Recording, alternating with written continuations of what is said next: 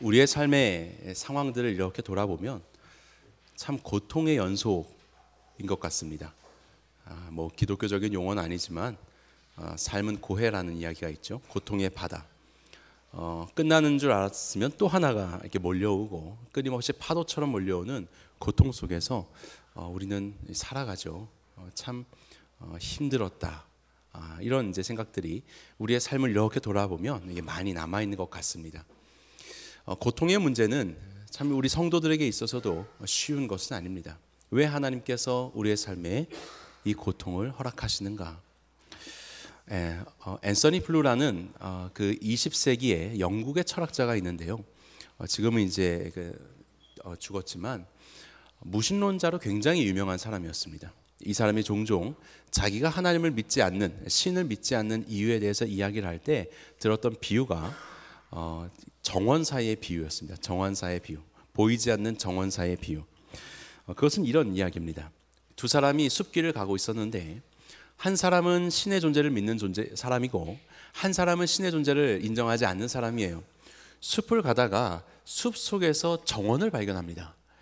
그 정원에 이제 신을 믿는 사람이 와, 이렇게 아름다운 꽃들이 모여 있고 이렇게 예쁘게 잘 배열되어 있고 가꾸어져 있으니 정원사가 있는 것이 분명하다, 이런 이야기를 해요. 그런데 신의 존재를 믿지 않는 사람이 그렇습니다. 정원사가 있다고? 아니야. 가만히 들여다봐 봐봐. 지금 그 꽃들과 꽃 사이에 뭐가 있어? 가시덤불이 있잖아.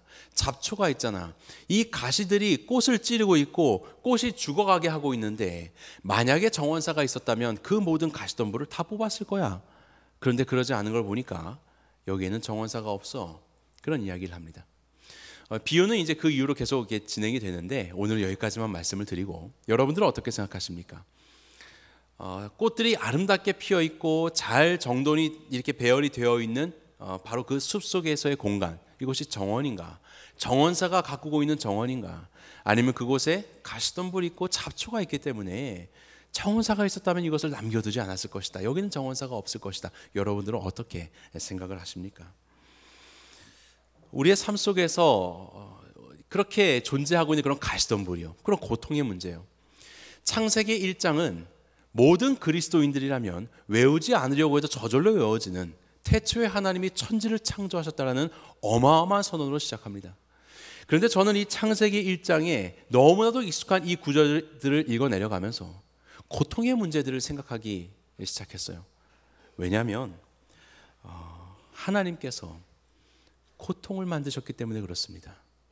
왜 어두움이 이 세상에 존재할지. 그래서 오늘은 이 이야기를 같이 좀 살펴보도록 하겠습니다. 자, 첫 번째, 태초에 하나님이 천지를 창조하시니라. 여기에 나오는 태초라는 것은 모든 장소가, 모든 물질이 만들어지기 전, 모든 시간이 만들어지기 전, 바로 그 전을 말하는 거예요. 말 그대로 정말 모든 것의 처음 시작, 바로 그런 시작을 말하고 있습니다. 그때에 하나님이, 여기 하나님은 엘로힘이라는 말을 쓰는데 복수예요. 장엄함의 복수, 위엄의 복수라고 합니다.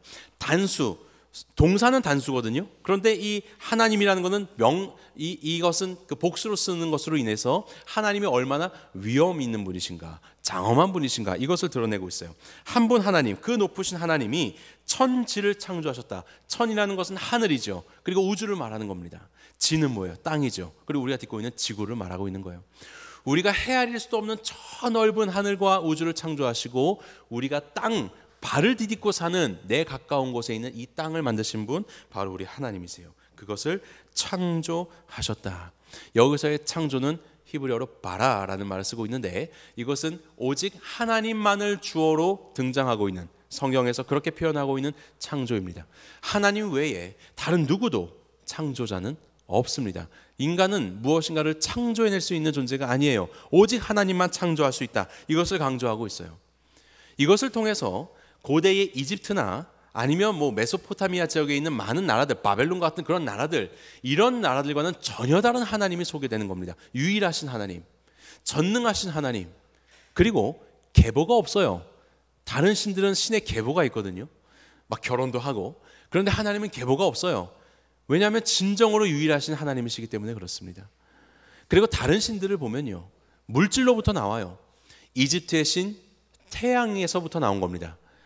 그리고 바벨론의 신 바르둑이라고 하는데요. 바벨론의 신은 물로부터 나와요. 염수와 담수의 연합으로 인해서 나온 신입니다.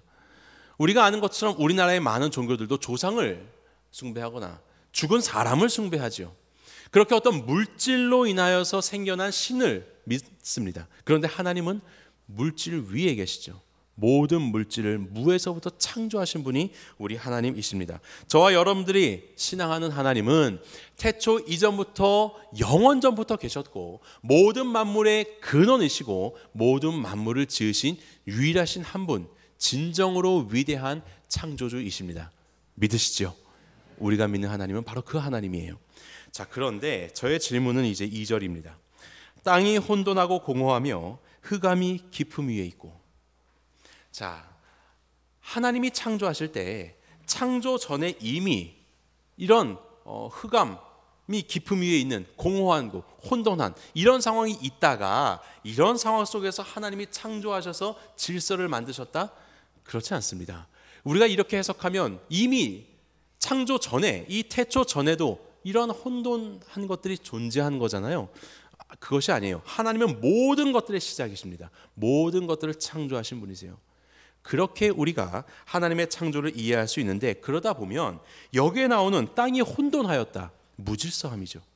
그리고 공허하였다, 이 공허하다는 것은 없다는 뜻이 아닙니다. 있어요. 그런데 견실하지 못하다, 이런 뜻입니다. 여러분들이 사시다가 언제 공허하세요? 할 일이 없으면 공허해지십니까? 그렇지 않죠. 무엇인가를 많이 하고 있을 때 우리는 공허해지는 거예요.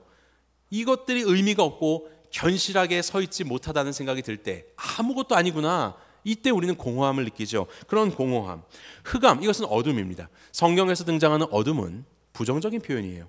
이것은 심판, 사망, 재앙, 이런 의미들을 가지고 있어요. 그 어둠이 깊음이라는 것 위에 있다. 깊음이라는 어떤 그런 큰 공간 속이 어둠으로 꽉 차 있는 바로 이러한 상황을 말씀하고 있어요. 도대체 이 혼돈과 공허와 흑암이 깊음 위에 있는 상황은 어디서부터 나온 겁니까? 하나님 아닌 것에서부터 생겨난 것입니까? 그렇지 않죠. 이 모든 것들은 다 하나님의 창조 아래에 있는 거예요. 하나님의 역사 안에 있는 것이라고요. 그러면 질문하게 되죠. 하나님, 정원을 만드실 때 꽃만 만드시면 되는 거 아니에요? 예쁘게 꽃을 이렇게 모아서 만드시면 되지, 왜 이런 가시덤불을 함께 만드시는 겁니까? 왜 하나님께서 세상을 지으실 때 보시기에 좋았더라 라고 하시는 그런 것들만 잘 만드셔서 시작하시면 되지, 왜 그 이전에 이러한 혼돈이 있는 겁니까? 이런 공허함이 있는 겁니까? 왜 이런 어둠의 깊음이 왜 있는 거예요? 하나님은 왜 이런 무질서함을 창조하시고 무질서함으로부터 질서를 창조해 내시고 계시는 겁니까? 왜 어둠을 창조하시고 왜 어둠에서부터 빛을 창조하시는 겁니까? 처음부터 이거 창조하시면 되는 건 아니겠어요? 하나님의 유일한 창조주 되심을 묵상할 때 바로 이 어마어마한 이 성경의 창세기 1장 1절의 구절은 저에게 이러한 질문을 주게 되었습니다. 왜냐하면 이것은 우리의 현실이기 때문에 그래요. 이사야서 말씀입니다. 나는 빛도 짓고 어둠도 창조하며 나는 평안도 짓고 환난도 창조하나니. 이런 하나님 앞에서 여러분들은 어떠한 마음을 가지시겠어요? 저의 또 하나의 의문은 이것이었습니다. 우리는요, 얼마 전에도 저희 아이가 놀다가 가시가 조금 바뀌어가지고 아프다고 얼마나 하루 종일 얘기하는지 빼다가 나중에 못 뺀 게 있어요. 그 시간 지나면 다 빼질 거야. 근데 그걸 못 참아가지고 울골울골 했는데요. 이 온전한 인간의 육신 속에서 이 물질이 이 다른 것이 들어오면 참기가 힘들잖아요.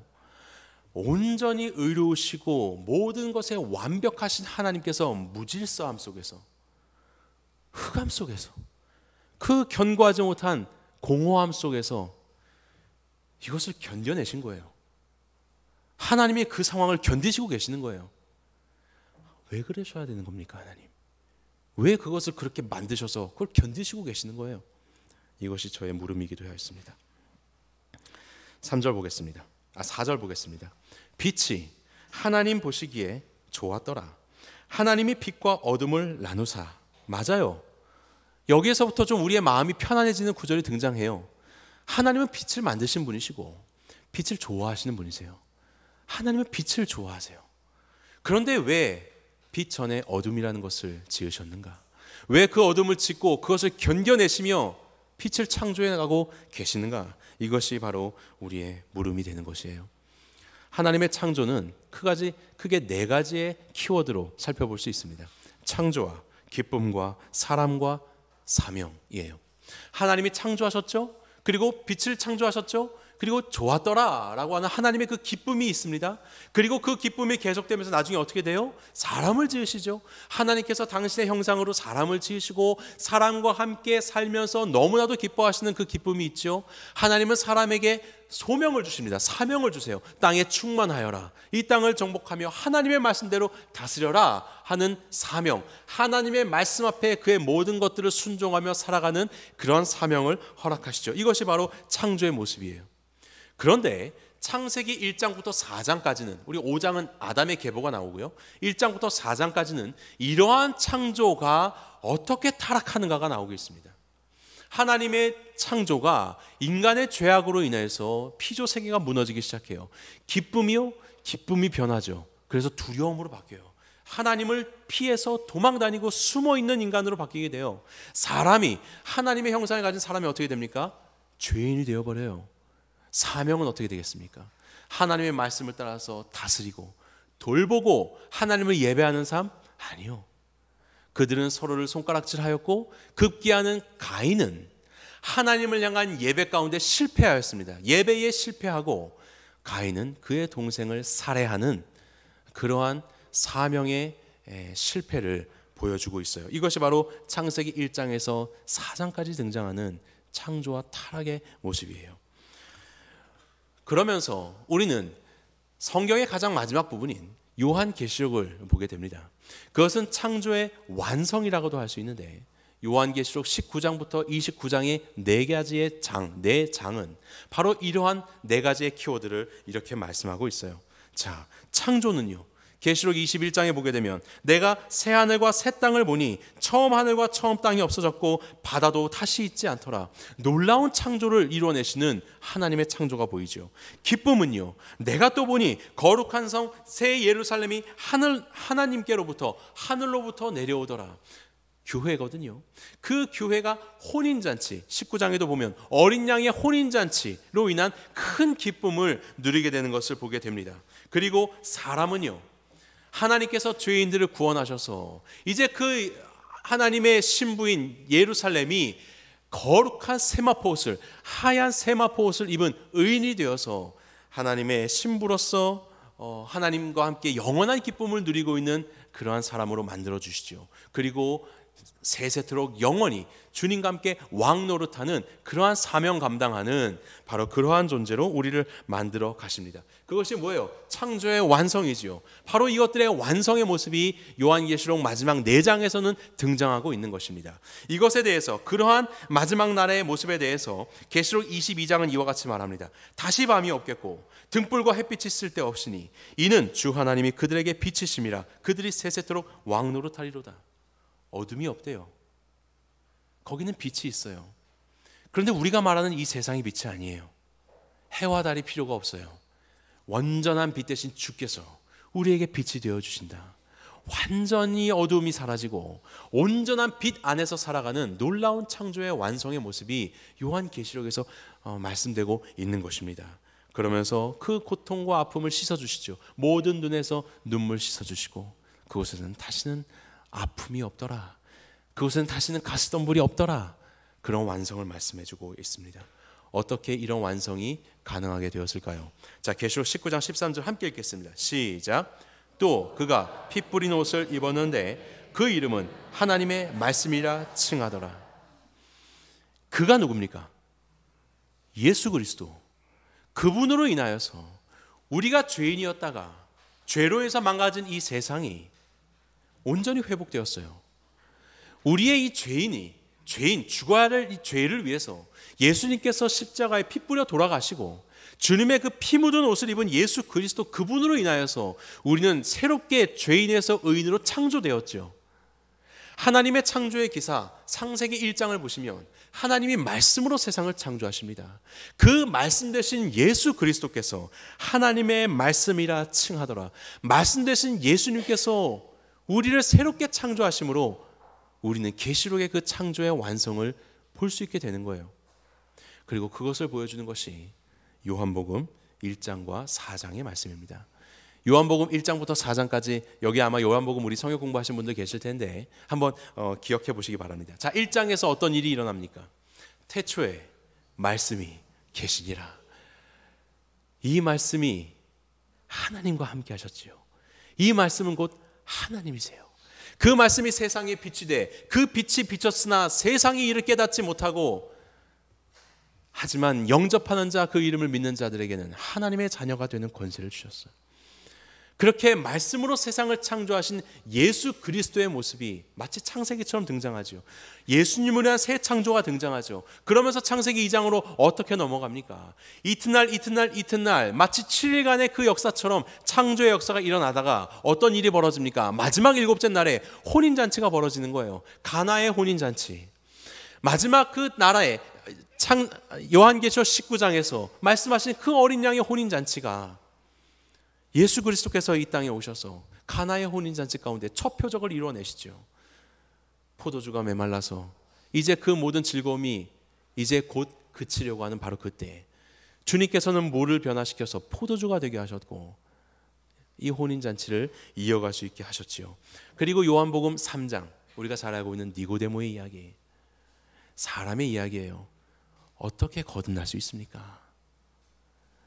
하나님이 세상을, 하나님이 너 니고데모를, 하나님이 너희를 이처럼 사랑하사 독생자를 주셨으니 누구든지 그 예수 그리스도를 믿는 자마다 멸망치 않고 영생을 얻게 될 것이다. 죄인이 변하여서 의인이 되게 되는, 하나님의 사람이 되게 되는 바로 그 믿음의 핵심을 말씀하시죠. 그리고 무엇이에요? 요한복음 4장에서 어떤 이야기가 등장합니까? 사마리아 땅으로 가서 우물가에서 여인을 만나게 되죠. 이 여인이 무엇을 말합니까? 예배를 말하는 거예요. 사명을 말하는 거예요. 그럴 때 주님께서 너는 바로 이곳에서도 예배를 드릴 수 있어. 너는 이 우물가에서도 너는 예배를 드릴 수 있어. 바로 그런 사명의 회복을 말씀하시고 사명이 회복된 여인은 주님을 예배하는 영혼이 되었을 뿐만이 아니라 그가 왔었던 동네로 돌아가서 그 주님을 증거하는 사명 감당하는 예배자가 되지 않습니까? 바로 그것이 이 땅의 천국을 진정한 창조로 완성하시는 예수 그리스도의 사역이 이 땅 가운데 역사적으로 일어났었던 요한복음 1장에서 4장까지의 이야기입니다. 바로 예수님이 진정한 참빛이 되어주셔서 세상을 창조해 주신 거예요. 새롭게 창조해 주신 거예요. 죄악에 빠져서 세상 가운데 방황하고 심판에 이를 수밖에 없었던 저와 여러분들을 위해서 예수님께서 이 땅에 오셔서 하나님의 심정을 계시해 주시고 하나님과의 어그러졌던 관계를 개선시켜 주시고 하나님과의 사이를 내었던 죄값을 치러 주심으로 우리에게 진정한 창조가, 하나님의 사람으로서의 창조가 이루어지게 하신 것입니다. 이것이 바로 우리 예수님의 창조의 사역이에요. 그러면서 4절 마지막 부분을 보겠습니다. 빛과 어둠을 나누사. 자, 여기까지는 사실은 서론과도 같고요. 이제부터 저의 질문입니다. 빛은 좋아요. 그래요. 어둠 속에서 빛 창조하셨습니다. 그런데 왜 빛과 어둠을 나누십니까? 왜 어둠을 몰아내지 않으시고 왜 어둠이 여전히 존재하게 만드시는 거예요? 이것이 저의 질문입니다. 그러고 보니까 예수님의 사역도 마찬가지예요. 예수님도 이 땅에 기쁨을 주시고 어그러진 가운데 회복을 주셨지만요, 예수님이 많은 사람들을 치유하셨어요. 하지만 예수님이 치유하신 사람보다 예수님이 치료하지 않으신 사람이 더 많을걸요. 예수님은 심지어 죽음에서도 사람들을 일으키셨어요. 하지만 예수님이 숱하게 죽어가는 그 죽음을 그냥 두신 사람이 훨씬 더 많습니다. 주님은 이 땅 가운데 진정한 빛으로 오셨지만 세상에 여전히 어둠이 있어요. 그 빛으로 어둠을 승리하셨음을 말씀하셨지만 여전히 빛과 어둠을 나누신 것처럼, 여전히 어둠이 존재한 것처럼 예수님의 사역 속에서도 여전히 세상 가운데서는 어둠이 존재하더라. 왜 예수님은 모두를 일시에 치유하지 않으시는 겁니까? 왜 모두를 죽은 자 가운데서 일시에 구원하지 않으시는 겁니까? 왜 예수님은 예수를 믿는 우리들의 삶 속에서 여전히 가시덤불을 주시고 여전히 그 문제를 해결하지 않으시는 것이죠? 왜 우리에게 이 아픔을 허락하시는 것이죠? 왜 혼돈과 공허와 흑암이 깊음 위에 있는 상황이 여전히 우리의 삶에 존재하고 있는 겁니까? 이것에 대해서 본문을 통하면서 제가 두 가지 그 이유를 묵상해 보았어요. 먼저는 어둠 속에서 빛을 알기 때문에 그렇습니다. 어둠 속에서 빛을 알기 때문에. 제가 인터넷에 한 글을 보니까 어떤 사람이 이런 글을 올려놨더라고요. 제게 만약에 고통을 느낄 수 없는 그런 상황이 된다면, 그런 신경이 다 사라져서 고통을 느낄 수 없게 된다면 제가 권투 세계 챔피언이 될 수 있을까요? 이런 질문을 누가 올려놨어요. 여러분 어떻게 생각하십니까? 고통을 못 느끼니까 뭐 죽자 사자 덤벼들겠죠. 그러자 그 중에 여러 답변이 있는데 한 답변이 참 가관이었습니다. 고통은 느끼지 못해도 대가리는 깨집니다. 이렇게 써놨어요. 고통은 못 느껴도 대가리는 깨집니다. 고통을 느낄 수 있는 것이 사실은 복이죠. 고통을 못 느끼면 우리가 망가지고 있는 것도 모르는 거예요. 우리가 아플 때 그런 기도 드리죠. 하나님 제발 이 고통만 가져가 주시면 제가 주님 앞에 이렇게 살겠습니다. 우리 그것을 기도하지 않습니까? 고통이 얼마나 아픈지를 우리가 알지요. 그렇기 때문에 고통이 없는 것이 얼마나 기쁜 것인지를 알아요. 어둠이 무엇인지 알기 때문에 우리는 빛이 얼마나 감사한지를 비로소 알게 되는 거예요. 물론 화장실 갔다 나온 마음이 변하는 것처럼 우리의 마음이 또 언제 변해가지고 그렇게 살아가는 것 참 많이 우리가 경험하고 있지만요. 그래도 그런 고통과 아픔 속에서 저와 여러분들은 여기까지 성장한 것 아닙니까? 그래도 그것이 있었기 때문에 우리 여기까지 온 거예요. 그리고 옆에 아파하는 지체들이 있을 때 그래도 그 온전한 아픔을 우리가 알 수 없지만 그래도 그들을 위해서 기도할 수 있고 품어줄 수 있는, 그리고 우리의 삶 가운데 있는 그 빛을 비로소 감사할 수 있는 거예요. 하나님은 세상을 창조하시고 여전히 어둠을 분리하여 남겨놓으셨어요. 예수님도 창조 가운데 그러한 일들을 행하셨죠. 그리고 아무도 살아있지 않을 그때에, 아무도 존재하지 않고 있을 그때에 하나님께서는 빛을 창조하셨을 때 말씀하고 있는 거예요. 내가 어둠 속에서 빛을 창조했다. 그 사건 아무도 보지 못했거든요. 그런데 하나님은 계시 가운데 우리에게 말씀해 주신 거예요. 야, 나도 어둠 가운데서 빛을 창조했어. 빛이 얼마나 좋은 건지 아니? 난 그 어둠과 그 무질서함과 그 공허함을 견디었어. 왜냐하면 빛이 너무나도 좋은 것이니까. 내가 너희들에게 이것을 알려주고 싶어. 하나님께서 저와 여러분들의 삶 속에 고통을 허락하신 것, 고통이 있어야, 고통이 없음의 기쁨을 알 수 있기 때문에 그 기쁨을 알려주시려고 그러신 것이 아닌가라는 묵상을 해보았습니다. 그리고 두 번째, 우리의 삶 가운데 여전히 이 어둠이 있는 이유는요, 진짜 빛을 찾기 위함입니다. 진짜 빛을 찾기 위함. 제가 도식을 하나 그려봤는데요. 하나님이 세상을 창조하셨지만 우리의 타락으로 인해서 세상은 다시 어둠으로, 세상은 다시 망가지게 되었죠. 바로 이런 세상이 왜 이렇게 되었는지 아십니까? 세상 빛 때문에 그래요. 세상 빛. 하나님이 빛으로 창조하신 이 세상이 타락을 했어요. 우리가 왜 죄를 지었냐면요, 하나님이 먹지 말라고 명령하신 그 나무의 실과가 너무나도 보암직스러웠거든요. 먹음직스러웠거든요.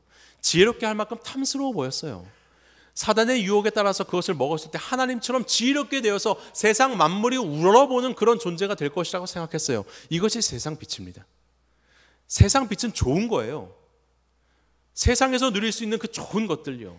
심지어 하나님도 그 마지막 때에 일어날 일에 대해서 혼인잔치라고 말씀하시잖아요. 그리고 예수님도 첫 표적을 혼인잔치에서 베푸셨잖아요. 이사야서 말씀을 보면 마지막 때가 되면 하나님께서 혼인잔치, 이 잔치를 베푸시고 그리고 막 포도주를 먹고 막 이런 즐거움이 나오거든요. 이 즐거움은 좋은 거예요. 그런데 이것이 우리의 기쁨의 궁극적인 것이 되어서는 안 되는 겁니다. 하나님이 우리에게 먹고 마시라고 하신 그 많은 나무의 실과들 다 좋은 것이지만 그 세상 빛으로 인해서 좋은 것들, 그리고 사람들의 관계 속에서 우리에게 보여주는 이 많은 빛의 요소들이 다 좋은 것이지만 우리가 정말로 기뻐해야 될 것은 세상 빛이 아니라 이것의 창조주 되시는 하나님으로 인해서 기뻐해야 되는 거예요. 하나님 떠나면 이런 기쁨은 아무런 유익이 없는 것이었어요. 이런 세상 속에 예수님은 하늘 보좌를 버리시고 이 땅 가운데 오셨습니다. 예수님은 세상의 빛이세요. 우리가 눈에 보이는 이런 것들이 진짜 빛이 아니고 진짜 이 세상의 빛은 예수님 한 분뿐이세요. 그 세상의 빛이 망가진 이 세상 가운데 비추는 것이에요. 누구든지 이 예수님을 보고 그분의 진짜 빛 되심을 보고 진정한 아름다움과 참된 생명 되심을 보고 주님 앞에 나오는 자는 구원을 얻는 것입니다. 그리고 바로 그런 자가 하나님 나라의 창조의 완성 가운데 그 진정한 기쁨을 누리게 되는 거예요. 진정한 참빛이신 예수님으로 인해서 새로운 창조를 입은 그 나라, 천국을 경험하게 되는 거예요.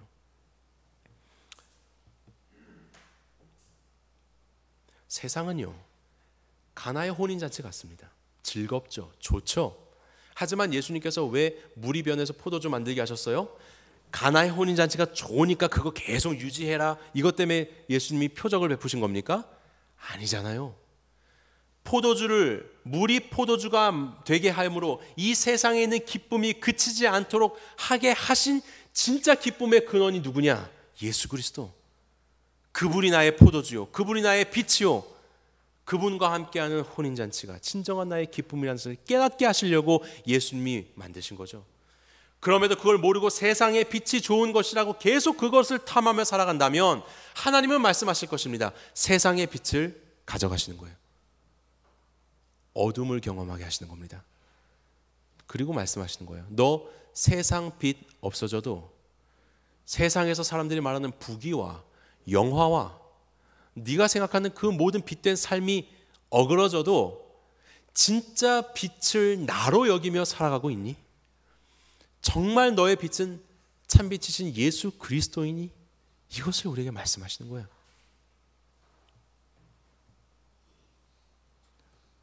우리의 인생에 쏜살 같다고 이야기합니다. 여러분들 나이가 더 드실수록 세월이 더 빠르잖아요. 그 쏜살 같은 시간 무엇을 위해서 사시겠습니까? 20년, 30년, 40년, 50년 점점 빨리 가는데 이 시간 동안 계속해서 세상의 빛을 조금이라도 더 취해보려고, 남들보다 쥐엄 열매 하나 더 먹어보려고, 어떻게 하면 더 못 누렸나, 더 누려볼까, 이걸 위해서 사시겠습니까? 세상의 빛 위해서? 누려봤자 그 쏜살 같은 시간에서 얼마나 된다고요? 정말 참빛이신 예수 그리스도를 기뻐하시는 우리가 되기를 간절히 소망합니다. 예수님이 진짜 빛이에요. 우리 하나님은 이것을 알려주시기 위해서 우리의 삶 가운데 세상 빛을 거두어 가십니다. 어둠을 경험하게 하시죠. 바울은 이렇게 고백해요. 내게 능력 주시는 자 안에서 내가 모든 일을 할 수 있다. 사람들은 이것을 통해서 여전히 세상 빛을 탐하는 일에 그 말씀을 왜곡하면서 암송하지만 바울은 그런 말씀 아니었어요. 나는 궁핍에도 처할 줄 알고 풍부에도 처할 수 있는 일체의 비결을 배웠다. 왜? 내 빛은 세상에 있는 많고 적음이 아니라 예수님이 내 빛이니, 참빛 예수 그리스도 안에서 그는 영원한 빛 가운데서 살아가는 존재가 된 거예요. 세상에서는 어둠이라 할지라도 말입니다. 2절 보도록 하겠습니다. 하나님의 영은 수면 위에 운행하시니라, 이렇게 말씀하시죠. 하나님, 그 고통과 아픔이 그래도 힘들어요. 그래도 아파요. 하나님은 견디셨죠. 나는 견디기 어려워요. 사실 이것이 우리의 고백 아닙니까? 이제는 좀 그런 거 없었으면 좋겠고. 그런데 보세요. 주님은 뭘 하고 계시는가? 하나님의 영이 수면 위에 운행하신다. 모든 세상 만물이 다 물에 덮여 있어요. 그리고 하나님의 영이 운행하고 계시는 거예요. 어떤 장면이 생각나십니까? 노아의 홍수 생각나시죠? 모든 것이 심판당하고 방주 하나 동동 떠 있는 그런 상황. 바로 이러한 다시 어둠인 것 같고 다시 이 혼란스럽고 공허한 것 같은 바로 이러한 상황 속에서 주님은 무엇을 말씀하시는가? 하나님은 무엇을 하고 계시는가?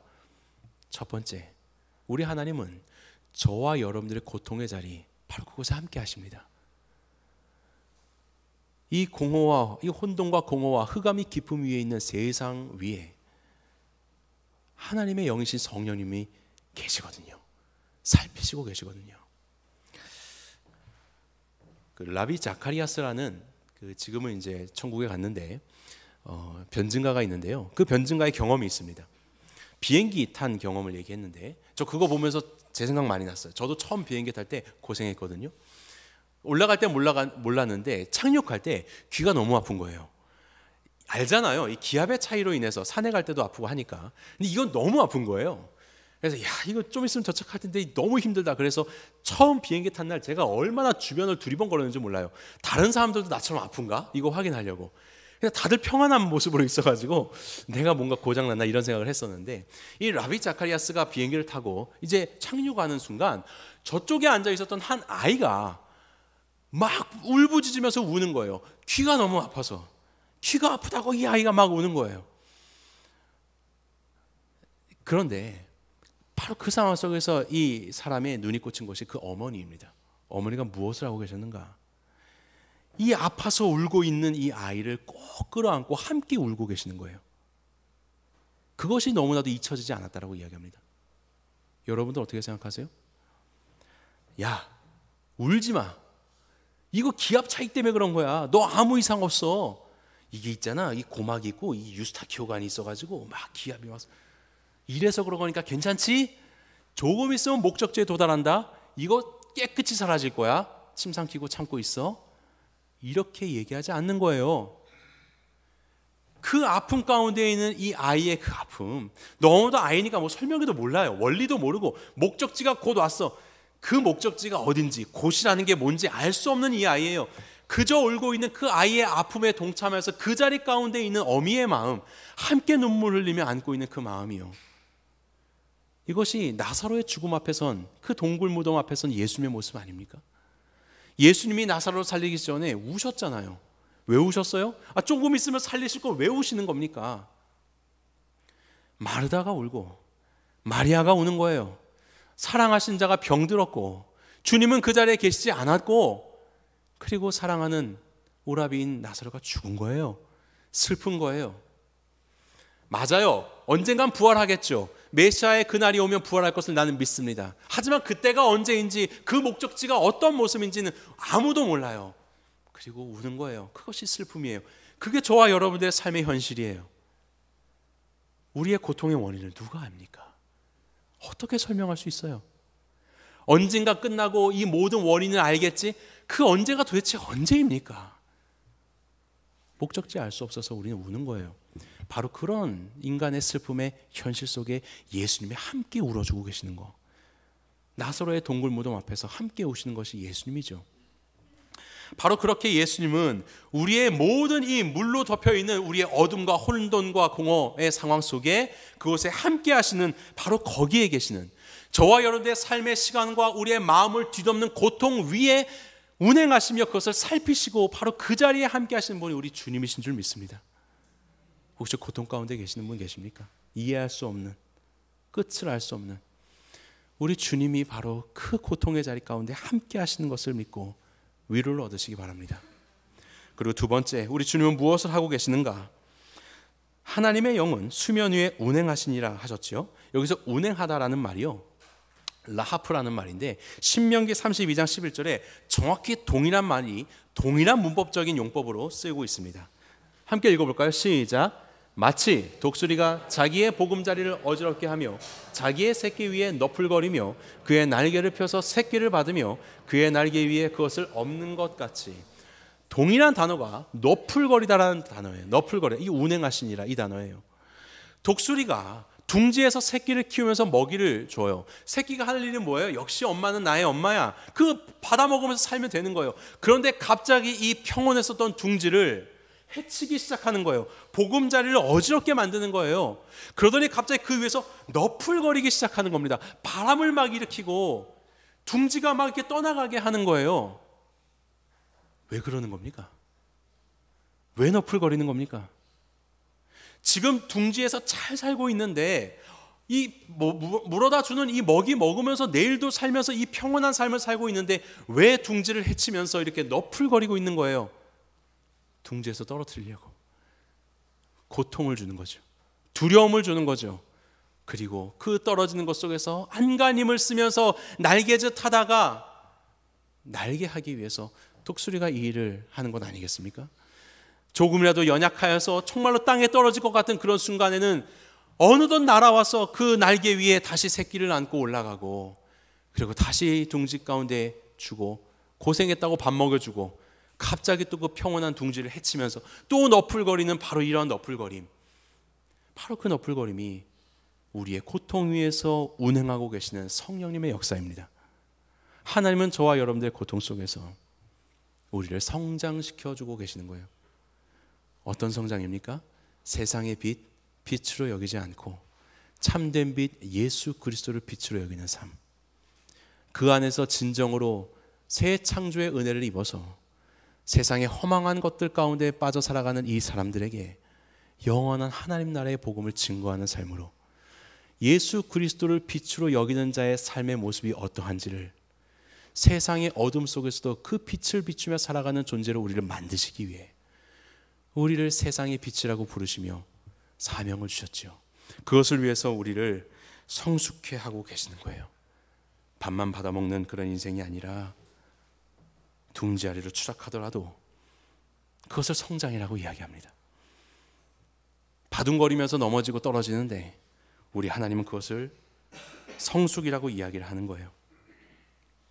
하나님께서 우리 가운데 허락하시는 이 어둠, 여전히 우리의 삶 가운데 남아있는 이 고통, 하나님은 그 속에서 우리들을 길러가고 계시는 겁니다. 이 믿음을 가지시고 오늘도 주님 앞에 나아가시기를 간절히 바랍니다. 그러면서 고린도전서 8장 6절은 오늘의 말씀들을 이와 같이 요약합니다. 그러나 우리에게는 한 하나님 곧 아버지가 계시니 만물이 그에게서 났고 우리도 그를 위하여 있고 또한 한 주 예수 그리스도께서 계시니 만물이 그로 말미암고 우리도 그로 말미암아 있느니라. 만물의 궁극적인 기원 우리 하나님, 우리 예수 그리스도, 그분으로 인하여서 우리는 창조되었고 우리의 영원한 생명도 예수님 없으면 되지 않습니다. 오직 예수님 안에서만 진정한 참빛이 있고 그 빛의 역사로 모든 어둠은 물러나며 우리는 영원한 천국의 삶을 누릴 수 있게 되는 것이지요. 예수님으로 말미암아, 예수님을 통해서, 예수님 때문에 우리는 오늘도 존재하는 것입니다. 바로 이러한 놀라운 고백을 이 땅 가운데 전하기를 원하셔서 저와 여러분들을 주님의 자녀로 삼아주셨고 세상의 어둠 속에서도 예수 그리스도의 참빛을 세상 가운데 증거하는 자의 삶으로 저와 여러분들을 부르고 계시는 거예요. 그것이 구원받은 우리가 세상의 끝날까지 행하여야 할 우리의 사명이 되는 것이에요. 여러분, 세상은 빛 아닙니다. 세상은 좋은 것이에요. 하지만 그것은 우리가 취해야 할 영원한 빛 아니에요. 영원한 빛은 오직 예수님, 그분밖에는 없습니다. 고통 가운데 계십니까? 바로 그 자리에 주께서 함께 하신다는 것을 기억하시고 위로를 얻으시기 바랍니다. 그리고 그 고통 속에서 주님이 우리에게 말씀하시는 거예요. 내가 너의 빛이 되어줄게. 너는 나로 인하여서 희빛된 삶을 살아갈 거야. 너는 이 속에서 성숙해가고 있어. 잘하고 있어. 그렇게 말씀하시는 주님의 음성을 들으시며 우리 모두 함께 성장해 가시는, 그것으로 세상 가운데 세상의 빛으로서의 역할을 감당하시는 우리 모든 새누리 성도님들이 되시기를 주님의 이름으로 축원합니다.